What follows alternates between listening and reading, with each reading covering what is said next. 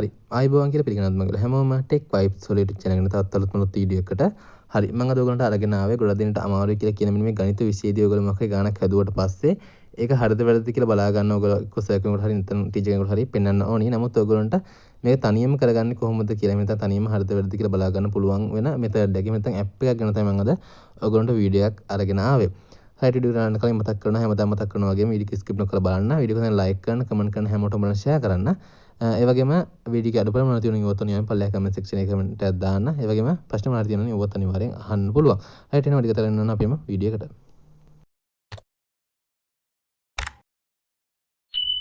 Right.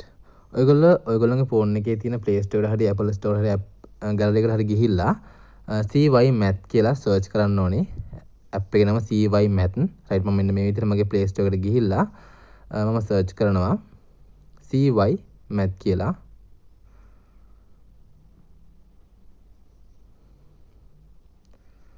Right මෙන්න මේ විදිහට cymath කියලා සර්ච් කරාට පස්සේ ඔයගොල්ලන්ට මෙන්න මේ දෙවෙනිට බලා ගන්න පුළුවන් 100 අකුර වගේ මැදින් සමාන ලකුණක් දාලා තියෙන ලෝගෝ එකක් තියෙන ඇප් එකක් තියෙන බලා ගන්න පුළුවන්. රයිට් මෙන්න මේක තමයි අපි අද කතා කරන්න යන ඇප් එක cymath කියන මෙන්න මේ ඇප් එක. හරියට ඒක දැනටම මම ඉන්ස්ටෝල් කරගෙන තියෙන නිසා මම මෙතෙන්දී ඕපන් කරගත්තා.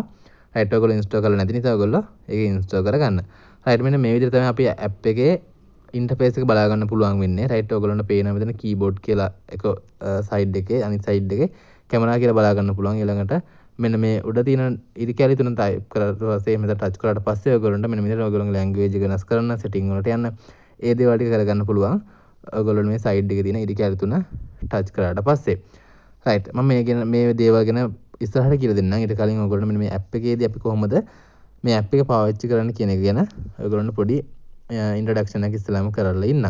හරියට මෙන්න මේ කීබෝඩ් කියන එක ඔයගොල්ලන්ට පේනවා. රයිට් මේකේදී ඔයගොල්ලන්ට තියෙන්නේ ඔයගොල්ලන්ට අදාළ කරන ගාන මෙතන ටයිප් කරන්න තමයි තියෙන්නේ. රයිට් ඊළඟට මෙන්න මේකේදී අපිට කැමති ටොපික් එකක් තෝරගන්න පුළුවන්. ඒ කියන්නේ ඔයගොල්ලන්ට අවකලන ගානක්ද එහෙම නැත්නම් ප්‍රස්තාර ගානක්ද මොකක්ද කියලා මේකේදී අපිට ටොපික් එක සිලෙක්ට් කරන්න තියෙනවා මෙන්න මේ විදිහට. හරි මම මෙතනදී මෙන්න මේ විදිහට graph කියන එක සිලෙක්ට් කරලා මම ඔයගොල්ලෝ graph එකක් ඇඳලා පෙන්නන්නම් මේකේදී අපි කොහොමද graph එකක් ඇඳගන්නේ කියලා. රයිට් ඔයගොල්ලෝ හොඳටම දන්න graph එකක් ගැන මම ඔයගොල්ලන්ට පොඩ්ඩක් පෙන්නන්නම්. y සමානයි 2x වර්ග කියලා මම ඔයගොල්ලන්ට graph එක ඇඳලා පෙන්නන්නම්.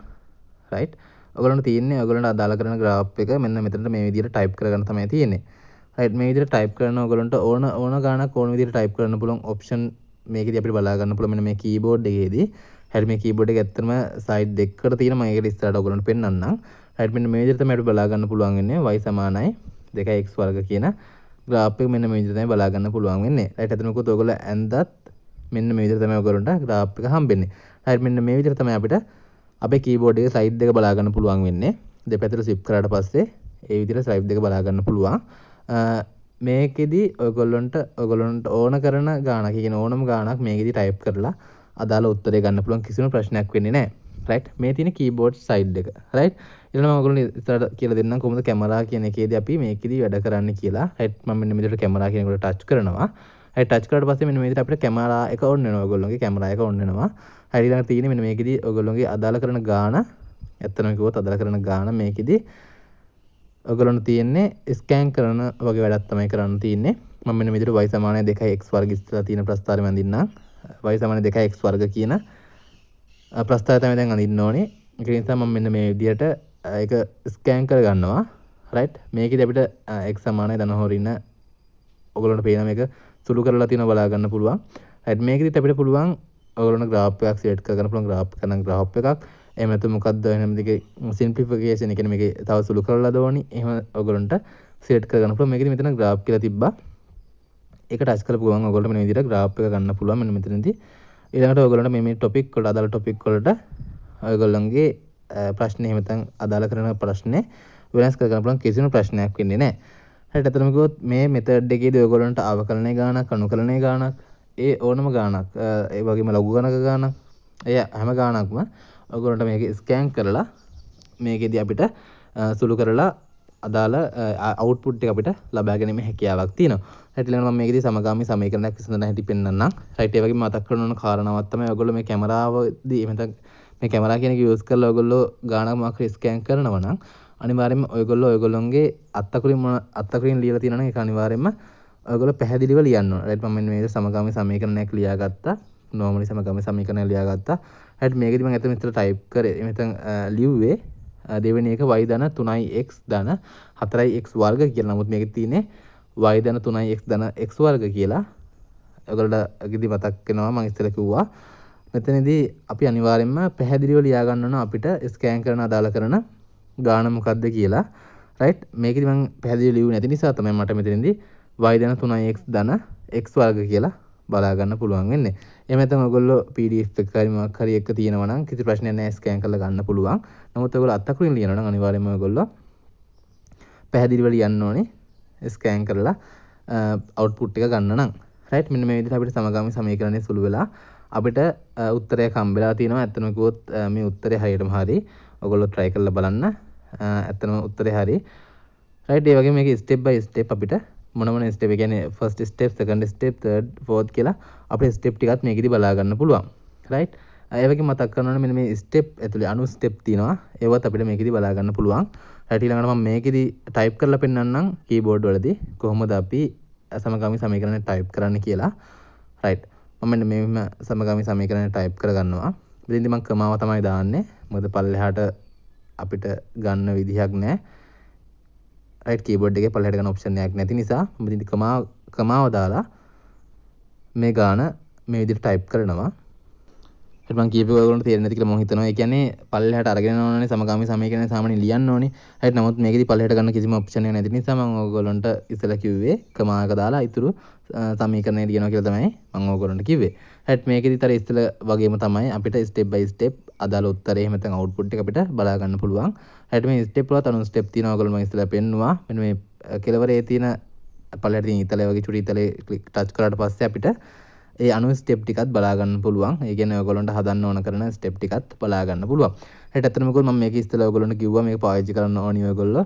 ඔයගොල්ලෝ ගාන හදලා ඉවරලා හරිද වැරදිද කියලා බලන්න විතර මේක පාවිච්චි කරන්න. මොකද හැම ගානක්ම හදන්න නැතුව මේක මේ භාවිත කරන්න යන්න එපා. මොකද ඒකට හේතුව එහෙම නැති වුණොත් ඔයගොල්ලන්ට ගාන හදා ගන්න බැරි වෙනවා. ගාන හදන්නේ කොහොමද කියලාවත් ඔයගොල්ලන්ට හිතා ගන්න බැරි වෙනවා. ඒක නිසා ඔයගොල්ලෝ අනිවාර්යයෙන්ම මේ මෙතඩ් එක පාවිච්චි කරන ගාන ඔයගොල්ලෝ හදපු ගාන හරිද වැරදිද කියලා විතරක් බලන්න මේක පාවිච්චි කරන්න. මොකද ගණන් හදද්දී ඔයගොල්ලෝ ඔළුව හැදෙන්න ඕනේ. කොහොමද මේ ගාන හදන්නේ කියන එක තේරුම් ගන්න නම්. හරියට ඒ වගේ මතක් කරනවානේ මේක ඔයගොල්ලන්ට විභාගෙදී නම් ඔයගොල්ලන්ට මේ විදිහට අපිට බලන්න බැරි නිසා අනිවාර්යයෙන්ම ඔයගොල්ලෝ මම ඉස්සෙල්ලා කිව්වා වගේම ගාන හරිද වැරදිද කියලා විතරක් බලන්න මේ ක්‍රමය යූස් කරන්න. හරියට ඊළඟට මම normal log ගණනක් ඔයගොල්ලන්ට හදලා පෙන්නන්නම්. හරියට ඔයගොල්ලෝ හැමෝම දන්න කාරණාවක් තමයි log 10 පාදයේ 100 කියලා කියන දෙක. රයිට් අපිට ඒකේ අවුට්පුට් එක ගන්න පුළුවන්ද කියලා බලමු. රයිට් මම මෙන්න මේ විදිහට log 10 පාදයට 100 කියලා ටයිප් කරලා සර්ච් කරනවා. රයිට් ඔයගොල්ලන්ට බලා ගන්න පුළුවන් මේකෙදි උත්තරේ විදිහට අපිට දෙක හම්බෙලා තියෙනවා. රයිට් මෙන්න මේ විදිහට ඔයගොල්ලෝ කැමති ගානක් මේකෙදි විසඳ ගැනීමේ හැකියාවක් තියෙනවා. රයිට් එතනම කිව්ව මට මෙන්න මේ කාරණාව තමයි මෙන්න මේ ඇප් එක සම්බන්ධව ඔයගොල්ලන්ට කියලා දෙන්න ඕනකම තිබුණේ. රයිට් ඒ වගේම මම ඔයගොල්ලන්ට ඉස්සෙල්ලා කිව්වා මේ උඩ ඉරි කැරි තුනට ටච් කරාට පස්සේ අපිට මොනවද හම්බෙන ඔප්ෂන් ටික කියලා මම ඔයගොල්ලන්ට පෙන්නුවා. ඔයගොල්ලන්ට කිව්වා රයිට් මම ඒ ඔප්ෂන් මොනවද කියලා ඔයගොල්ලන්ට පෙන්නන්නම්. රයිට් මෙන්න මේ විදිහට රෙෆරන්ස් කියන එක උඩ ටච් කරාට පස්සේ අපිට බලා ගන්න පුළුවන් මෙන්න මේ ඇප් එක කරා අපිට මොනවද විසඳ ගන්න පුළුවන් ගණන් කියලා මේකෙදි අපිට බලා ගන්න පුළුවන්. මේට එහානම් ඇත්තටම ගණන් එන්නේ නැති තරම් ඒක නිසා ඔයගොල්ලන්ට කිසි බයක් වෙන දෙයක් නැහැ. ඔයගොල්ලන්ට කැමති ගණන් මේකෙදි සුළු කරගන්න පුළුවන් කිසිම ප්‍රශ්නයක් නැතුව. මේ විදිහට ඔයගොල්ලන්ට පල්ලෙහාට පළල ලිස්ට් එකක් තියෙන බලා ගන්න පුළුවන්. මෙන්න මේකෙදි අපිට එහෙම නැත්නම් මෙන්න මේ cymath කියන මෙන්න මේ ඇප් එකේදී අපිට විසඳ ගන්න පුළුවන් ගණන් මොනවාද කියලා අපිට මෙන්න මේ ලිස්ට් එකම බලා ගන්න පුළුවන්. මෙන්න මේ ලිස්ට් වලට අදාළ කරන ගණන් සෙට් එකක් තියෙනවා නම් කිසි ප්‍රශ්නයක් නැහැ. ඔයගොල්ලන්ට අවුට්පුට් එක ලස්සනට මේ ඇප් එක හරහා අරන් දෙනවා. රයිට් අතනම කිව්වොත් මෙන්න මේ සයිඩ් එකේ ඉඳන් ලොකුවට දෙයක් පාවිච්චි වෙන්නේ නැහැ. රයිට් ඔයගොල්ලන්ට වැඩිම තියෙන කීබෝඩ් හරි එහෙම නැත්නම් කැමරා කියන එක හරි ඒ ඔප්ෂන් දෙක තමයි වැඩිම පාවිච්චි වෙන්නේ. රයිට් ඒ වගේ මම ඔයගොල්ලන්ට ඉස්සෙල්ලා පෙන්නුවා රෙෆරන්ස් කියන එක. ඇත්තම මේ රෙෆරන්ස් කියන එකට එහා මොනවා හරි ගණන් තියෙනවා නම් ඔයගොල්ලන්ට පුළුවන්. මේකේ ප්‍රීමියම් version එක තියෙන. ඒ කියන්නේ cymath කියන එකේ ප්‍රීමියම් version එක තියෙන මෙන්න මේ උඩ කෙළවරේ. රයිට් මෙන්න මේ ප්‍රීමියම් version එකේදී ඔයගොල්ලන්ට පුළුවන් මෙන්න මේක buy කරගන්න. ඒ කියන්නේ ප්‍රීමියම් version එක කියන්නේ cymath plus කියන එක buy කරගන්න පුළුවන්. ඇත්තටම කිව්වොත් ඒකට මාසෙට $5ක වගේ මුදලක් අය කරනවා. රයිට් නමුත් ඇත්තටම කිව්වොත් මම රෙකමන්ඩ් කරන එක buy කරන්නම අවශ්‍යතාවයක් නැහැ. මොකද ඔයගොල්ලන්ට මෙන්න මේ normal version එක වුණත් පාවිච්චි කරනකොට කිසිම ප්‍රශ්නයක් නැතුව ඔයගොල්ලෝගේ එදිනදා වැඩ කටයුතු කරගන්න. හරියට ඇත්තටම කිව්වොත් ඇප් එක සම්බන්ධයෙන් මට කියලා දෙන්න ඕන වෙලා තිබුණේ මෙන්න මේ දේවල් ටික ඔයගොල්ලෝ එක්සැම්පල් දැක්කා. ඒ වගේම මතක් කරන්න ඕන ඔයගොල්ලෝ හොඳටම දන්න කෙනෙක් නම් ඔයගොල්ලෝ try කරලා බලන්න මේ ඇප් එක හරිද වැරදිද කියලා. ඔයගොල්ලෝ graph අඳින්න හොඳටම පුළුවන් කෙනෙක් නම් graph එකක් ඇඳලා බලන්න මේ ඇප් එකේදී graph එක හරියටම එනවද? මේ ඇප් එක ඇත්තක්ද මේ ඇප් එක බොරුවක්ද කියලා ඔයගොල්ලන්ට ඒ graph එකේදී බලා ගන්න පුළුවන් කිසිම ප්‍රශ්නයක් නැතුව. right. මම හිතනවා වීඩියෝ එක අද ගොඩක් වැදගත් වෙන වීඩියෝ එකක් වෙනද කියලා ඔයගොල්ලන්ට. right. ඒ වගේම වීඩියෝ එක ස්කිප් නොකර බලන්න ඇති කියලා මම හිතනවා.